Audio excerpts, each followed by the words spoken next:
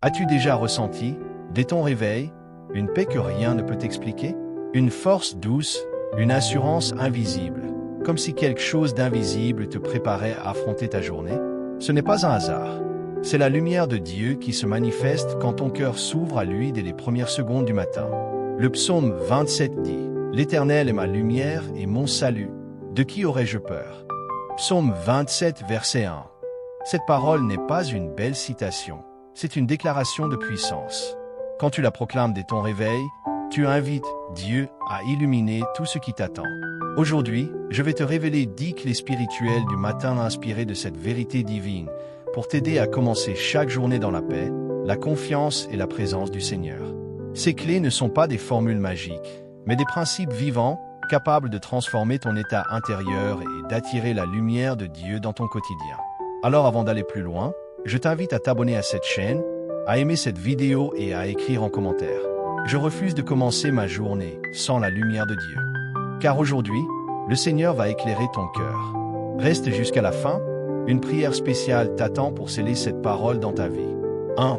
Laisse Dieu être ta première lumière. Chaque matin, tu te lèves devant un choix spirituel. Ton âme décide où elle pose son premier regard. Certains ouvrent les yeux et se connectent aussitôt au monde, aux messages, au réseau, aux soucis. Mais d'autres, plus sages, choisissent de se connecter d'abord au ciel. Ce sont ceux-là qui trouvent la paix véritable. Le roi David a compris ce mystère lorsqu'il a proclamé « L'Éternel est ma lumière et mon salut. De qui aurais-je peur ?» Psaume 27, verset 1. David ne demandait pas une lumière extérieure, il reconnaissait que Dieu est la lumière. Cela change tout. Ta clarté ne dépend pas des circonstances, ni de la météo de ton âme. Elle dépend de la présence de Dieu en toi. Lorsque tu t'éveilles, avant même d'allumer ton téléphone, fais cette prière. Seigneur, tu es ma lumière. Que tout ce que je ferai aujourd'hui soit éclairé par toi. Chaque jour devient alors une marche guidée par la présence divine. Quand Dieu est ta première lumière, les ombres perdent leur pouvoir. Les doutes, la peur, le stress n'ont plus la même force, car la lumière met en fuite tout ce qui se cache dans l'obscurité. Souviens-toi, si tu ne mets pas Dieu en premier, autre chose prendra sa place. Le monde t'imposera son rythme, ses urgences et ses bruits. Mais si tu fais de Dieu ton point de départ, il deviendra aussi ton point d'arrivée. Commence ta journée par la parole, pas par les notifications. Le ciel a quelque chose à te dire avant que le monde ne parle.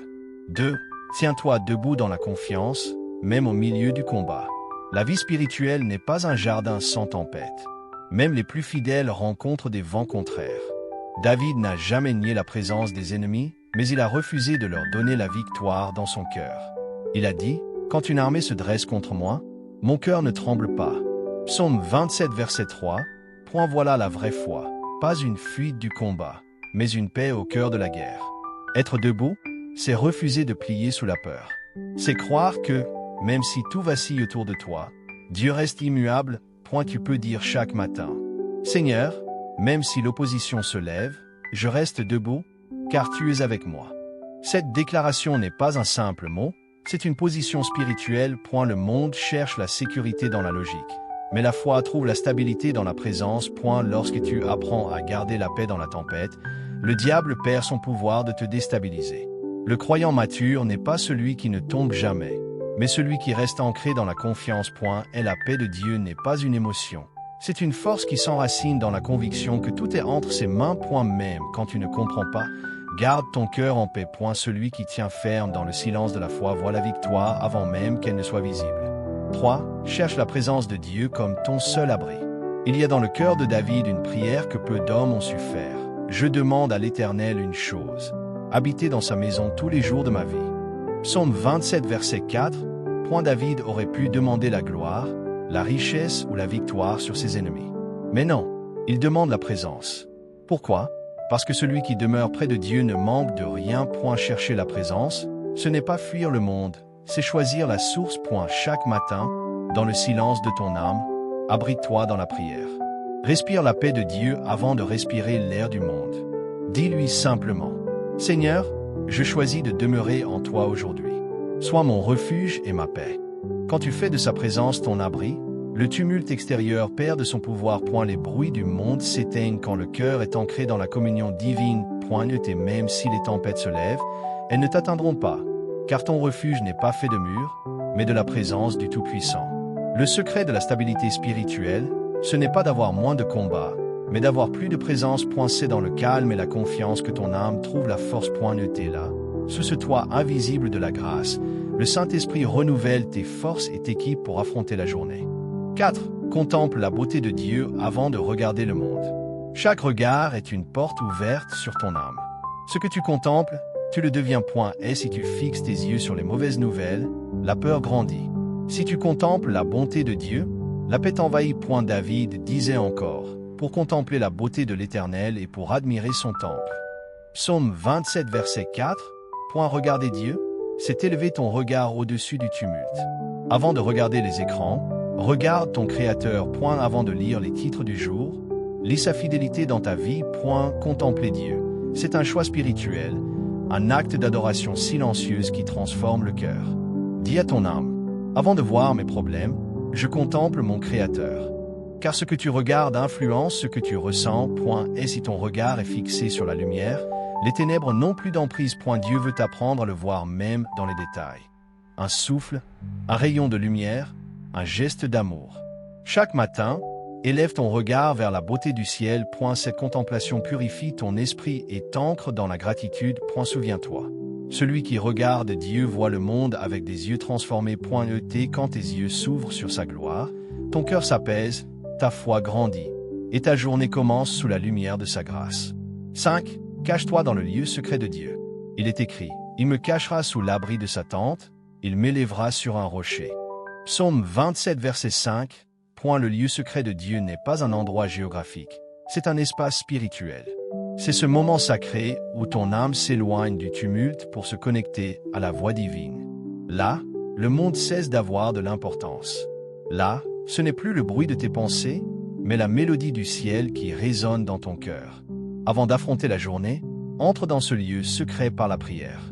Ce n'est pas le nombre de tes mots qui compte, mais la sincérité de ton cœur. Dans ce lieu, Dieu restaure ce que le monde a brisé.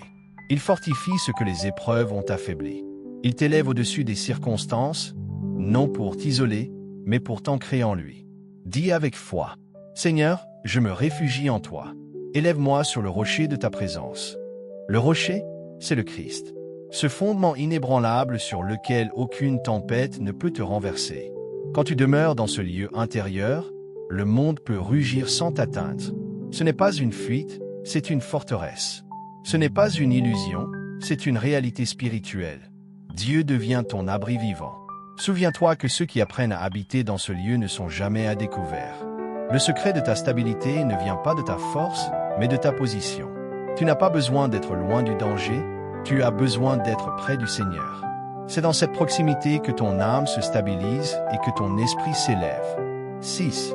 Élève ta tête même quand l'opposition te regarde. David déclara, « Et déjà ma tête s'élève au-dessus de mes ennemis. » Psaume 27 verset 6. Remarque bien ce mot. Déjà. Avant même la victoire, David se voyait élevé. Car la foi anticipe ce que les yeux ne voient pas encore. Quand le monde te rabaisse, Dieu te relève. L'élévation ne commence pas sur la scène, elle commence dans le cœur. Ce n'est pas une question de position, mais d'attitude. Tu n'as pas besoin d'attendre la fin du combat pour marcher avec dignité. Car la dignité du croyant ne dépend pas du regard des autres, mais de l'amour du Père. Dieu t'appelle à lever la tête, non pour te vanter, mais pour te rappeler qui tu es. Tu es fils, tu es fille du roi des rois. Les ennemis peuvent parler, les critiques peuvent s'élever, mais ta paix demeure intacte, car ton identité est enracinée dans la fidélité de Dieu. Proclame-le avec foi. Seigneur, je lève la tête. Je ne regarde plus mes peurs, je regarde ta fidélité. Le diable veut que tu gardes la tête baissée, car il sait qu'un regard tourné vers Dieu devient une arme spirituelle. Quand tu lèves les yeux, tu changes de perspective. Tu cesses de regarder le problème, tu contemples la promesse. Et cette attitude intérieure attire la faveur divine. Rappelle-toi, même quand l'opposition t'entoure, tu peux garder la paix, car tu marches dans la dignité céleste. Lève la tête, même dans la vallée. Celui qui t'a choisi marche encore avec toi. 7. Crois que Dieu t'entend même quand tu ne ressens rien. David disait, « Éternel, écoute ma voix, je t'invoque. » Psaume 27 verset 7. Il y aura des jours où le ciel te semblera fermé, où la prière paraîtra vide, où tu auras l'impression que Dieu s'est éloigné. Mais le silence de Dieu n'est pas un rejet, c'est souvent une préparation. Même quand tu ne ressens rien, continue à prier. Parce que la foi ne dépend pas des émotions, mais de la conviction que Dieu est fidèle à sa parole. Tu n'as pas besoin de ressentir pour être entendu. Dieu écoute le battement de ton cœur avant le son de ta voix. Dis-lui avec confiance: Seigneur, même dans le silence, je crois que tu m'écoutes. Le Seigneur ne mesure pas ta prière à son intensité, mais à ta persévérance. Parfois, il se tait pour fortifier ta foi, comme un père qui laisse son enfant apprendre à marcher. Il n'est pas absent, il t'observe avec amour, prêt à te relever si tu tombes. La foi, ce n'est pas sentir Dieu, c'est savoir qu'il est là. Même quand les émotions vacillent, la vérité reste immuable. Dieu ne t'abandonne jamais. Quand tu traverses ces silences, rappelle-toi les promesses qu'il t'a déjà accomplies. Le même Dieu qui t'a répondu hier ne s'est pas changé aujourd'hui. 8. Réponds à l'appel intérieur de Dieu. David disait encore: Mon cœur dit de ta part, cherche ma face, je cherche ta face, ô Éternel. Psaume 27 verset 8. Ce verset révèle l'un des plus grands secrets spirituels. C'est Dieu lui-même qui met en toi le désir de le chercher. Quand ton cœur t'invite à prier, c'est déjà le Saint-Esprit qui t'appelle. Dieu ne crie pas, il murmure. Son appel ne vient pas dans le bruit, mais dans la douceur d'une pensée, dans la paix d'un moment, dans la tendresse d'un souvenir. Chaque matin, il t'appelle à tourner ton regard vers lui, à reprendre ce fil de communion que le monde tente de couper. Réponds à cette voix intérieure. Seigneur, je te choisis aujourd'hui avant toute autre chose. Chercher la face de Dieu, c'est bien plus que prier. C'est désirer sa présence plus que sa bénédiction. C'est vouloir le donateur plus que les dons. Chaque fois que tu réponds à cet appel, ton âme se répare, ta foi se ravive, ta paix revient. Souviens-toi, tu ne cherches jamais Dieu seul. C'est lui qui t'attire, c'est lui qui te porte, c'est lui qui fait battre ton cœur au rythme de sa volonté. Chaque oui que tu prononces dans ta prière devient une victoire silencieuse sur le monde. 9. Refuse l'abandon spirituel, même quand Dieu semble lointain.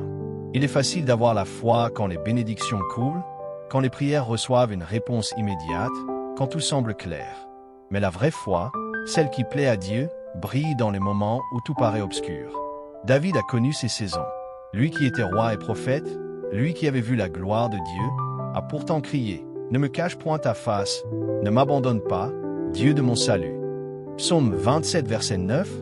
Ces mots ne sont pas ceux d'un homme faible, mais d'un homme vrai, d'un cœur sincère qui choisit de rester fidèle même dans l'incompréhension. Dans la marche spirituelle, il existe des déserts, des périodes où la voix du ciel semble s'éteindre. Tu pries, tu cherches, et tout paraît silencieux. C'est là que beaucoup abandonnent, pensant que Dieu s'est éloigné. Pourtant, c'est souvent dans ce silence que Dieu agit le plus profondément. Il te forme dans le secret, il fortifie ton endurance, il purifie ta foi. Ne laisse jamais le silence te faire douter de sa présence. Car l'absence de sensation n'est pas l'absence de Dieu. Le silence n'est pas un vide, c'est une invitation.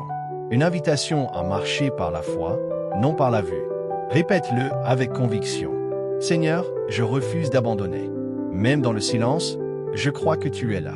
La fidélité dans l'obscurité est la preuve d'une foi mature. C'est facile de louer Dieu quand tout s'éclaire. Mais quand tu loues alors que ton cœur est brisé, cette adoration a un poids éternel. Dieu voit cette persévérance. Il entend chaque soupir, il compte chaque larme. Rien de ce que tu vis n'est inutile. Parfois, il semble se taire simplement pour te ramener à l'essentiel, le chercher pour lui-même, non pour ce qu'il donne. Et c'est là que ton cœur se transforme.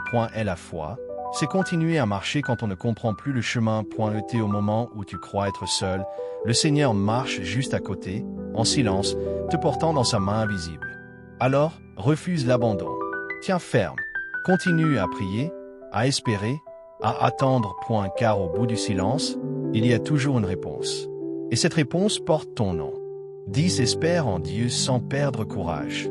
Le psaume 27 s'achève avec une parole qui résonne comme un souffle d'espérance. Espère en l'Éternel, fortifie-toi, et que ton cœur s'affermisse. Psaume 27 verset 14. Ce n'est pas un simple conseil, c'est un commandement du ciel. L'espérance n'est pas une émotion fragile, c'est une décision spirituelle. Espérer en Dieu, Ce n'est pas attendre passivement que les choses changent, c'est croire activement que Dieu agit, même dans l'invisible, chaque jour, même si rien ne bouge à tes yeux. Quelque chose bouge dans le monde spirituel. Chaque prière ouvre un passage, chaque larme devient une semence de gloire. L'espérance est la respiration de la foi.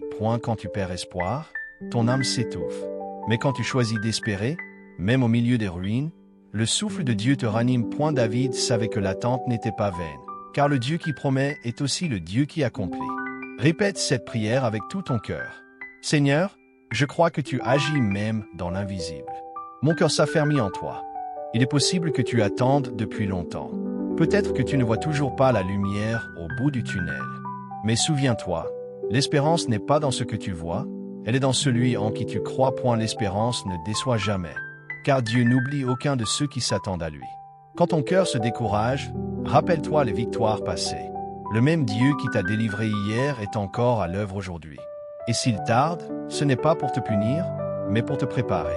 Il veut que tu sois prêt à recevoir ce qu'il a promis. L'espérance, c'est cette main qui reste levée même quand tout semble perdu. C'est ce souffle qui murmure encore « Je crois ». Et chaque fois que tu refuses d'abandonner, le ciel célèbre ta fidélité. Alors, marche dans cette espérance. Tiens bon, fortifie ton cœur. Car celui qui espère en l'Éternel ne sera jamais confondu.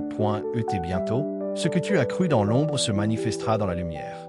Mon frère, ma sœur, ce psaume 27 nous rappelle une vérité. La paix, la force et la lumière ne viennent pas des circonstances, mais de la présence de Dieu. Alors chaque matin, choisis sa lumière. Tiens ferme dans la foi. Cherche sa face, même quand tu ne ressens rien. Et garde ton espérance vivante, car Dieu agit toujours, même dans le silence. Si ce message a nourri ton âme, je t'invite à t'abonner à cette chaîne, à liker cette vidéo et à écrire en commentaire « Dieu est ma lumière et mon salut ». Partage cette parole pour encourager quelqu'un d'autre et clique maintenant sur la prochaine vidéo qui s'affiche à l'écran, car Dieu a encore une parole spéciale pour toi.